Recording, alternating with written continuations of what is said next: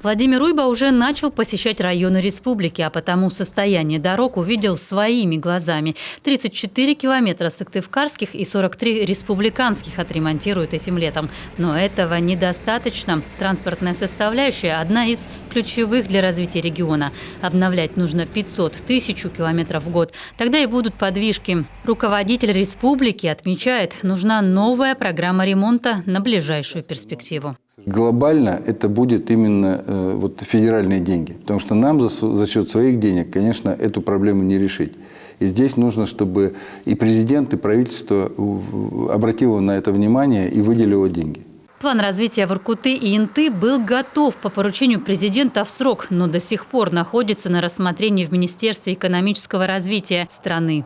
Глава региона обратился с просьбой сменить оператора на Минвостокразвитие, которое как раз и занимается вопросами Арктики, и провести совещание по нашим территориям со всеми заинтересованными. В ближайшее время, я думаю, что такое совещание мы проведем с тем, чтобы, конечно, эти вопросы сдвинуть с мертвой точки, поскольку это неправильно. От нас ждут и жители Воркуты и Инты решений, и эти решения нельзя откладывать в долгую.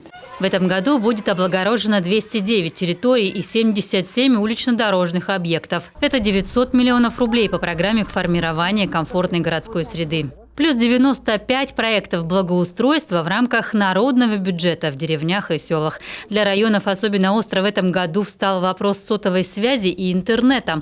500 школьников проживают в местах, где вообще нет ни того, ни другого.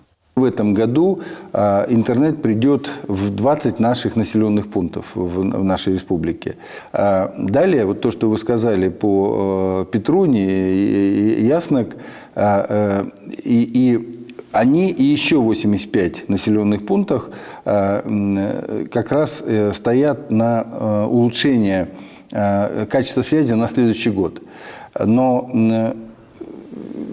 мы все-таки, я думаю, что сегодня еще поработаем и с МТС, и с Ростелекомом, с тем, чтобы по возможности часть из них передвинуть в этом году. Владимир Уйба отметил, к решению всех вопросов нужно подходить комплексно. Экономическая составляющая проекта – это не только прибыль. Вложения оправданы, если это вклад в здоровье жителей, создание рабочих мест, развитие территорий. Вы можете оставить и свой вопрос для исполняющего обязанности главы региона в официальной группе Республики Коми ВКонтакте. Ольга Коняева, телеканал Юрган, Сыктывкар.